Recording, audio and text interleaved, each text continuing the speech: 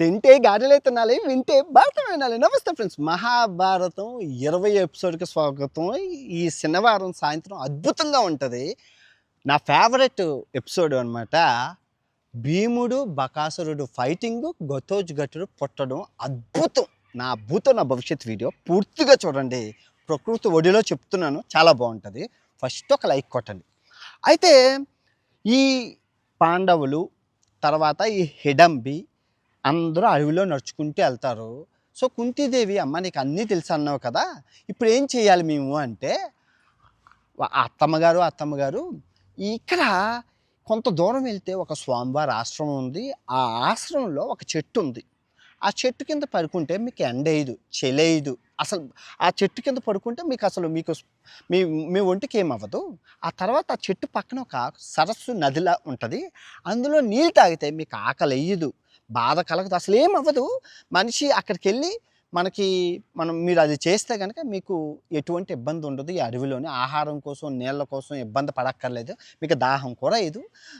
రండి, బయలుదేరండి. మీరు అక్కడికి వెళ్ళాక మీకు ఇంకో మంచి విషయం జరుగుతుంది, అదేంటో అక్కడ చెప్తాను అంటది. తనకు అన్నీ తెలుసు కాబట్టి తను ఫాలో అవుతూ అందరూ వెళ్తారు. మొత్తం ఇప్పుడు 2 అమ్మాయిలు 5 అబ్బాయిలు, ఈ గ్యాంగ్ అంతా ఆ స్వామివారి ఆశ్రమంకి వెళ్తుంది. స్వామివారు ఇంకా ఆశ్రమంకి వెళ్ళగానే స్వామివారు వస్తారు. ఇలా జరిగింది అంతా చెప్పగానే, అమ్మ పర్వాలేదు ఇక్కడ ఉండండి అంటారు. ఆ స్వామి మీకు కుంతీదేవి అడుగుతుంది, స్వామివారు మీకు ఈ చెట్టు ఈ నది ఎలా మీకు ఎలా వచ్చిందంటే, నేను ఘోర తపస్సు చేస్తే నాకు బ్రహ్మదేవుని ఇచ్చాడు అని చెప్తారు. అయిపోయింది, హ్యాపీ. అయితే ఆ తపస్సుకి మెచ్చి వచ్చా అన్నారు. వాళ్ళు నీళ్ళు తాగుతారు, ఎవరికి ఆకలేదు, ఆ చెట్టు కింద పడుకుంటారు. అలాగా కొన్ని రోజులు గడిస్తే తర్వాత కుంతీదేవి అడుగుతుంది, హిడంబి మరి ఇప్పుడు ఏమవుతుంది చెప్పవా, నాకు టెన్షన్గా ఉందంటే, అత్తమ్మగారు ఇప్పుడు నాకు తెలిసి ఈ వారంలో వేదవ్యాస మహర్షి వస్తారు, ఆయన మీకు ఉపదేశిస్తారు, ఏం చెప్తారో నేను చెప్పకూడదు, బాగోదు అంటారు. అలాగేనమ్మా అంటారు. ఎందుకంటే కోడలకి రాక్షసి కదా, శక్తివంతం ఉంటుంది. సో హిడంబి ఏం చేస్తుందంటే పొద్దున్నంతా భీముడితో ఎంజాయ్ చేస్తుంది, అంటే ఉంటుంది. వాళ్ళందరూ రాత్రి అయ్యేసరికి వీళ్ళకి దూరంగా ఇటో కొండల్లోకి వెళ్ళిపోయి ఆవులు, మేకలు, ఎద్దులు అవన్నీ తింటుంది. మళ్ళీ పొద్దున్న నీట్గా అందంగా తయారైపోయి వచ్చేస్తుంది. అది హిడంబి చేస్తూ ఉంటుంది. అయితే ఏం జరుగుతుందంటే, వేదవ్యాస మహర్షి వచ్చిన వెంటనే వచ్చి చూడగానే అందరూ కాళ్ళ మీద దండం పెడతారు. గురువర్య మీరేం చెప్పక్కర్లేదు, అంతా నాకు తెలుసు. ఆ దుష్ట దుర్యోధనుడు అకృత్యాలకి ఇంకా లేదు, నేను చెప్పినట్లు చేయండి, ఇక నుంచి నేను ఏం చెప్తానో అదే చేయండి, ఇంకోటి చేయకండి అంటే. చెప్పండి గురువర్య అంటే, నువ్వు రాజువి, మహారాజువి, ఇన్ని కష్టాలు పడుతున్నావు అంటే ముందు చాలా సుఖపడతావు, గుర్తుపెట్టుకో. అమ్మ కుంతీదేవి బాధపడక, నీ పిల్లలందరూ వజ్రాలు వైడూర్యాలు, వాళ్ళకి తిరిగి చూసుకోక్కర్లేదు, ఇప్పుడు కష్టాలన్నీ అనుభవించాలి, తప్పదు. ఇప్పుడు ఈ పక్కన అగ్రహారం ఉంది, ఆ అగ్రహారం వెళ్ళిపోయి, అందరూ బ్రాహ్మణులే ఉంటారు అగ్రహారంలోని, నువ్వు ఆ అగ్రహారం వెళ్ళిపోయి అందరూ బ్రాహ్మణుల వేషం వేసుకొని అడుక్కుని తినండి, అంటే భిక్షాటనం చేయండి అంటారు. అలాగే స్వామివారు అని చెప్పి స్వామివారికి ఆశీర్వాదం తీసుకొని అక్కడి నుంచి మొత్తం అందరూ బయలుదేరుతూ ఉంటారు. చాలా దూరం, ఏది ఒక 8-9 నెలలు ప్రయాణిస్తే కానీ అగ్రహారం రాదు ఆ ప్లేస్ నుంచి. అయితే ఈ హిడంబితోని మన భీముడు రామాయణంలో ఉంటారు కదా, మరి పొద్దున్నంతా విహారాలు, కొండలు కోనలు అన్నీ తిరుగుతాడు భీముడు. ప్రేమించారు ఇద్దరు, తల్లి కూడా ఒప్పుకుంది. ఫలితంగా హిడంబి గర్భవతి అవుతుంది. గర్భవతి అయితే ఆ గర్భవతితోనే అడవులు గట్ట అలా తిరుగుతూ ఉంటారు. గర్భవతి చాలా అందరూ పంచపాండవులు అందరూ హిడంబిని బాగా చూసుకుంటే ఇంకా ప్రసవం అయిపోతుంది. పుట్టగానే అబ్బాయి చూడడానికి రాక్షసుడు కూడా కాదు, మనిషి కూడా కాదు. మనిషి రాక్షసి మిక్సీలో వేసి రుబ్బితే వచ్చినట్లు ఉంటుంది. సగం రాక్షసి సగం మనిషి. హిడంబి కళ్ళు తిరిగి చూడండి, ఏంటండి ఎలాగొన్నాడు వీడు, ఘటోత్కచుడిలాగా అంటాడు. ఘటోత్కచుడు అంటే మీనింగ్ కొండ పెద్ద చెవులు, ఏలియన్లాగా ఉన్నారేటండి అంటారు. ఏలియన్లాగా గుండె ఉంటుంది. ఎందుకంటే నరుడు ఎవడు, భీముడు, రాక్షసి హిడంబి, నరరాక్షసులు రూపం అన్నమాట. సో మరిద్దరూ శక్తివంతులు కాబట్టి పుట్టగానే అబ్బాయి పెద్దవాడు, అంటే బాలత్వం ఉండదు, పుట్టగానే పెద్దోడు అయిపోతాడు. ఆ శక్తి బాలత్వంలో పెద్దోడు అయిపోతారు. ఉపనిషత్తులు, వేదాలు, అన్ని శక్తులు, మాయలు, మరాఠీలు. ఎందుకు ఇప్పుడు మీ అమ్మ రాక్షసి అయినప్పుడు నీకు రాక్షస బుద్ధులు వస్తాయి. మీ నాన్న బలవంతుడు అయ్యేటప్పుడు బలం వచ్చింది. వాళ్ళ అమ్మ రాక్షసి అంటే మ్యాజిక్లు అన్నీ చేయడం చిన్నప్పటి నుంచి వాళ్ళకి వస్తాయి. అవి వచ్చాయి. జీన్స్ అంటారు కదబ్బా, అది ఆ రోజుల్లోనే జెనెటిక్ ఇంజనీరింగ్ చెప్పారబ్బా. ఓకే, అయితే మ్యాజిక్లు అన్నీ వచ్చేస్తే అన్నీ వచ్చాడంటే వెళ్ళి అమ్మగారు నమస్కారం అండి, నాన్నగారు నమస్కారం అండి, అమ్మమ్మ నానమ్మ కుంతిదేవి నమస్కారం, పెదనాన్న చిన్నాన్న అందరూ పెదనాన్న చిన్నాన్న చిన్నాన్నలు బాబాయిలు నమస్కారం. నేను రాక్షసులకి ప్రేతాత్ములకి బేతాత్ములకి నేను అధిపతిగా అవుదాం అనుకుంటున్నాను. దానికోసం తపస్సు చేయడానికి వెళ్తున్నాను.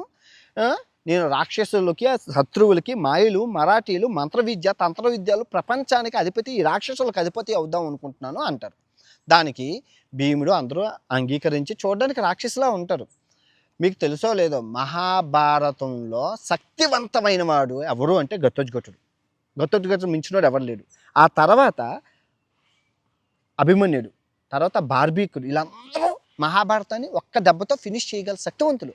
అది తెలుసుకొని కృష్ణుడు వీళ్ళందరినీ చంపించేస్తారు. ఎందుకు చంపించేస్తారు? పాండవుల సైడే కదా అంటే పాండవులను కాపాడడం కోసం. అర్జున్ని కాపాడడానికి మన ఆ ఘటోత్కచుడిని చంపిస్తారు కర్ణుడి చేత. తర్వాత అభిమన్యుడు మళ్ళీ వీళ్ళని కాపాడడానికి అభిమన్యుడిని బార్బీకుని అందరిని చంపించేస్తారు. అదంతా మీరు రాబోయే సిరీస్లో మీకు అర్థమవుతుంది, వినండి, చాలా బాగుంటుంది. అయితే చెప్పేసి ఇంకా చెప్పేశారు కదా భీముడు, నీకు బిడ్డ పుట్టినంత వరకే ఉంటామని. అయితే బాయ్ చెప్పేస్తారు. వెళ్ళిపోయి ఉత్తర దిక్కుకి వెళ్ళిపోతారు. ఉత్తర దిక్కు అంటే ఇప్పుడు మీకు ఆల్ ఇండియా ట్రిప్ నేను ప్రపంచ యాత్రకు చేయకముందు 6 సంవత్సరాల క్రితం ఇండియా అంతా తిరిగాను. అక్కడ మీకు ఘటోత్కచుడు దేవాలయం, హిడంబి దేవాలయం చూపించాను. ఎక్కడ? మనాలిలో ఉంది. ఎప్పుడైనా మనాలి వెళ్తే చూడండి, చాలా బాగుంటుంది, అందంగా ఉంటుంది. అక్కడ ఉండేవారు అనమాట రాక్షస మాయతోని. ఘటోత్కచుడికి ఆలయం అక్కడ ఉంది, ఒరిజినల్ ఆలయం హిడంబి ఆలయం. అయితే అటు సైడ్ వెళ్ళిపోతారు. ఆ అమ్మతో పాటు ఆడు కూడా వెళ్ళిపోతారు. అయిపోయింది, కథ సమాప్తం. వీళ్ళు అలాగా అగ్రహారం కోసం వెళ్తూ ఉంటూ బ్రాహ్మణ అగ్రహారం ఎత్తుక్కొని వెళ్ళి ఒక ఆయన బ్రాహ్మణుడు మంచిగా ఉంటాడు. ఆయనకి వెళ్ళి కుంతిదేవి అంటుంది, అయ్యగారు మేము బ్రాహ్మణులం అండి, మా పిల్లలు 5గురు ఈ ఊళ్ళో భిక్షాటనం చేయాలనుకుంటున్నాము, మాకు వసతి గృహం ఉంటే కల్పించడంటే. ఎందుకు లేదమ్మా, మా ఇంటి పక్కన పాడుబడిపోయిన ఇల్లు ఉంది, అవన్నీ శుభ్రం చేసుకొని వాడుకోండి అమ్మా, మీరు వాడుకుంటే మంచిదిగా ఉంటుంది అంటారు. పాడుబడిపోయిన ఇల్లు ఎవరికి పనికిరాదు. వీళ్ళు వెళ్ళి ఆ రోజు అక్కడ నుండి నీట్గా శుభ్రం చేసుకుంటారు. ఈ జోలు ఉంటుంది కదా, అడుక్కునే చెప్పలు, అందరూ జోళ్ళు చెప్పలు పట్టుకొని అగ్రహారం అంతా తిరుక్కొని ఫుడ్ అంతా అడుక్కుంటారు. అదే వీళ్ళు వృత్తి. పొద్దున్న లేచి అమ్మకి దండం పెట్టుకొని పూజలు అవి చేసుకొని వెళ్ళిపోతారు. మారు వేషంలో ఉన్నారు.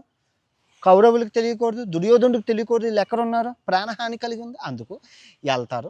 వెళ్ళి మొత్తం అడుక్కొని ఫుడ్ అంతా తెచ్చి సగం ఫుడ్డు వాళ్ళ అమ్మకి ఇస్తారు. వాళ్ళ అమ్మ ఏం చేస్తుంది, సగం ఫుడ్డు భీముడికి ఇచ్చేస్తుంది. పెద్దోడు చాలా లావు. సగం ఫుడ్ ఇలా 5గురు తింటారు. ఎందుకంటే భీముడికి చాలా ఆకలి, ఫుడ్ లేదని. సో ఇలా జరుగుతున్న క్రమంలో ఆ ఇంటి ఎవడైతే ఆశ్రయం ఇచ్చారో ఆ పంతులు గారు ఏడుస్తుంటే కిటికీలో నుంచి కుంతిదేవి చూసి పాపం ఏడుస్తున్నారు, మనకి ఆశ్రయం ఇచ్చి అన్నం పెట్టిన ఆయన అని. ఏమండి ఎందుకు ఏడుస్తున్నారంటే, అమ్మాయి అగ్రహారంలో ఒక రాక్షసుడు ఉన్నాడు, ఆయన పేరు బకాసురుడు, వచ్చి రాగానే మేము ఊళ్ళో అందరినీ తినేస్తుంటే మా రాజుగారు, ఈ అగ్రహారం రాజుగారు ఒప్పందం చేసుకున్నారు, కుటుంబానికి ఒకడు బండిడు అన్నం, బండిడు గారెలు, బండిలు బూరులు, బండిలు అరిసెలు, బండిడు పులిహోర, ఇన్ని బళ్ళు 2 పొట్టేళ్ళు ఇస్తామని మొక్కుకున్నారు, ఒప్పందం చేసుకున్నారు. ఆ భాగంగా ఇంటికి ఒక మనిషి కాబట్టి ఈ వంతు నా రోజు, నా ఇంటి మనిషి నేను వచ్చాను, ఇప్పుడు నా ఫ్యామిలీని వదిలేసి వెళ్ళిపోబోతున్నాను, చచ్చిపోబోతున్నాను ఇంకొన్ని గంటల్లోని, అందుకే ఏడుస్తున్నానమ్మా అంటే, మీరు ఏమీ అనుకోనంటే మీ దుఃఖాన్ని మేము పంచుకుంటాం. నాకు 5 కొడుకులు ఉన్నారు, ఒక కొడుకు పోయినా ఏం బాధ లేదు, నా కొడుకుని పంపిస్తాను, మీరు ఉండిపోతారా అంటే, అమ్మమ్మ తప్పమ్మ అలా చేయకూడదంటే, మీరు నన్ను నమ్మండి, నా కొడుకు అతి శక్తివంతుడు, మీరే చూద్దురు, నమ్మండి అయ్యండి అంటే ఓకే అంటారు. ఓకే అంటే ఇంకా భీముడికి చెప్పగానే ఎగిరి గంతేస్తారు. ఎందుకు? బకాసురుని చంపుతున్నందుకు కాదు, గారెలు, బండెడు గారెలట, బండెడు బూరులట, బండెడు అరిసెలట, బండెడు పురిహాలట, బండెడు అన్నమట, పొట్టేళ్ళట, అబ్బా హాయి విందు భోజనం పంచభక్ష పరవాణాలని ఎగిరి గంతేస్తారు. ఎగిరి గంతేస్తే ఇంకా ఆ రోజు భిక్షాటన చేయడానికి వెళ్ళడు. తమ్ముళ్ళు అంటారు, ధర్మరాజు అంటారు, రారా వెళ్ళి అడుక్కుందాం అంటే, నేను రాను ఈరోజు నాకు కడుపులో నొప్పి ఉందని ఇంట్లో ఉండిపోతారు. కడుపులో నొప్పి ఉండిపోతే వీళ్ళెళ్ళి అన్నం తీసుకొని వస్తారు. అమ్మ అన్నం తెచ్చాము తమ్ముడికి వడ్డించంటే నేను తిన్నా అంటాడు. ఏం పోయే కాలమా ఈరోజు నువ్వేం వెరైటీగా ప్రవర్తిస్తున్నావు, ఏం తిను అడుక్కున్న అన్నమైన ఏను నేను తిన్నా అంటాడు. ఆళ్ళ అమ్మని అడుగుతారు, "ఏమమ్మా అన్నం తింటున్నా ఇంత ఆకలిగా ఉన్నాడు అన్నం తిననంటున్నారంటే, మనోడికి పంచభక్ష పరమాన్నాలు దొరుకుతున్నాయి. అందుకోసం కడుపు ఖాళీ చేసుకుంటున్నాడంటే, ఏం చేస్తున్నాడమ్మా" అంటే, "ఎళ్లి బకాసురుడిని చంపేస్తున్నాడు.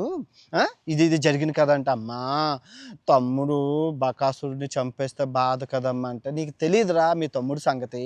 కన్న నాకు తెలుసు. నేను చిన్నప్పుడు మీ నాన్న ఈయన్నెత్తుకొని అడవికెళ్తే, మీ నాన్న సింహాన్ని వేటాడబోతే బాణం తగిలితే భయపడిపోయి మీ తమ్ముడిని వదిలేశాను. పెద్ద బండరాయి మీద పడ్డ చచ్చిపోయాడు అనుకున్నాను. కానీ బండరాయే ఇరిగిపోయింది. అంత శక్తివంతుడు మన తమ్ముడిని ప్రపంచంలో ఎవడేం చేయలేడు భయపడక. నేను నాకు తెలుసు నా కొడుకు గురించి నాకు తెలుసు. నీ తమ్ముడి గురించి నీకు తెలియకపోవచ్చు" అంటారు. బండి మీద కూర్చుంటాడు. బండి మీద కూర్చొని ఒక్కొక్క బండి మీద కూర్చొని అరిసెలు తినేస్తాడు ఫస్టు.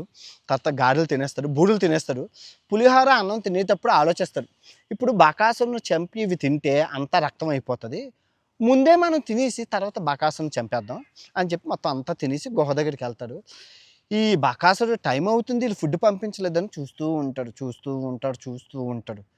ఈ ఎం ఈ ఖాళీ తోపుడు బళ్ళుని చూసి బకాసురుడు కోపం వస్తుంది. "ఎవర్రా నువ్వు నా ఫుడ్ అంతా ఏదిరా" అంటే, "నేను తినేసాను" అంటాను. "ఏంటి నువ్వు ఒక్కడివే తినేసావంటే" "తినేసాను." "మరి నేనేం తినాలిరా" అంటే, "ఏమో నాకేం తెలుసు" అంటాడు. "నా కొడక నువ్వే నన్ను ఏడిపిస్తావా, నా ఆహారం తింటా, ముందు నేను తినేసి ఈ ఊర్లో ఉన్న జనం తినేస్తాను, వాళ్ళకి కొవ్వు బాగా పట్టిందని చెప్పి భీముడు పడుకుంటే భీముడిని వచ్చి తప్పమే కొడతాడు. ఇంకా భీముడికి ఎక్కలేని కోపం వచ్చి గద తీసుకొని డిక్కు డిక్కు మన చెదగ్గొట్టేస్తారు. మొత్తం హోరాహోరీ ఫైటింగ్ బకాసురుడితో అవుతుంది. బకాసురుడికి తెలియదు భీముడి సంగతి. మొత్తం చెదక్కొట్టేసి మొక్కలు మొక్కలు చేసి చంపేస్తాడు. అది తెలుసుకున్న ఊరు జనం డ్యాన్సులు, ఓ ఓ అమ్మో అగ్రహారం అంతా, "అరే ఎవడో బ్రాహ్మణుడట బకాసురుని చంపేశారట, ఇంక మన ప్రాణాలకి డోకా లేదు, ఎంజాయ్ పండగ" అని చెప్పి మొత్తం సంబరాలు జరుపుకుంటారు. కుంతీదేవికి చెప్పుకుంటారు. అయితే ఇలా అందరూ మంచి పేరు సంపాదించుకుంటారు. వీళ్ళు ఎక్కడికి వెళ్ళినా మంచి ఫుడ్ పెడుతుంటారు. అలా వెళ్తున్నప్పుడు ఒక 15 మంది బ్రాహ్మణులు చూసి, "మీరందరూ బ్రాహ్మణులాగా ఉన్నారు. ఇక్కడ దగ్గరలో పాంచాల రాజ్యం ఉంది. పాంచాల రాజు కూతురు ద్రౌపదికి స్వయంవరం ప్రకటించారు. అక్కడ గనక మనం వెళ్ళామనుకో మనందరం పంతులం కాబట్టి మనకి బూరెలు, గారెలు, పంచభక్ష పరమాన్నాలు, నెయ్యి మిఠాయి, నేతి అమృతం, అబ్బో ఇంకా ఎన్నో ఇచ్చి బట్టలు కూడా ఇస్తారు. సవక ఫ్రీ వస్తారా" అంటే భీముడు అంటాడు, "అన్నయ్య అన్నయ్య వెళ్దాం అన్నయ్య, ఫ్రీ ఫుడ్ అట అన్నయ్య, సవకట అన్నయ్య, నాలాగే కక్కుర్తి, వెళ్దాం అన్నయ్య" అంటే, "ఉడుకో" అంటే, మీ అప్పుడు వాళ్ళ అమ్మని, "మేము మా అమ్మని అడిగేసి వస్తామండి, thank you for the information" అని ధర్మరాజు వాళ్ళందరికీ నమస్కారం చేస్తాడు. ధర్మరాజు చాలా మంచోడు, ఇన్ఫర్మేషన్ ఇచ్చాడు కాబట్టి ఇన్ఫర్మేషన్ ఈజ్ వెల్త్. ధర్మరాజుకి వాళ్ళందరికీ నమస్కారం చేసి ఇంటికి వెళ్ళిపోతారు. ఆ తర్వాత ఏం జరిగింది, ద్రౌపదిని వీళ్ళెవ్వరు ఎలాగా గెలుచుకున్నారు, ఈ 5గురు ఎందుకు పంచుకున్నారు, అసలు ద్రౌపదికి 5గురు భర్తలు ఎందుకు, తర్వాత ఏం జరిగింది, కర్ణుడు వచ్చాడా, చాలా బాగుంటుంది, మిస్ చేయకండి. నాకు హాస్టల్లోని 100 మంది గోల, అందుకే ఇక్కడికి వచ్చి చెప్పాను, ఇక్కడ కూడా గోలే. నాకు స్టూడియో ఉంటే ఇంకా బాగా చెప్తాను కానీ తప్పదు, ట్రావెలింగ్లో కాబట్టి సమయం మన కోసం ఆగదు, ఎలా జరిగిందో అలాగ వెళ్ళిపోవాలి. ఓకే, దీనికి నీతి ఏం చెప్పండి, అపాయంలో ఉన్నటప్పుడు ఉపాయంతో తప్పించుకోవాలి. ఓకే, మారువేషంలో ఉన్నాము అదే అని కాదు, ముందు అపాయం నుంచి గట్టెక్కాలి. ఓకే, ఏ దేవుడు లేనోడికి, ఏ దిక్కు లేనోడికి దేవుడే దిక్కు. మీకు తెలిసిన నీతి కూడా రాయండి. ఓకే.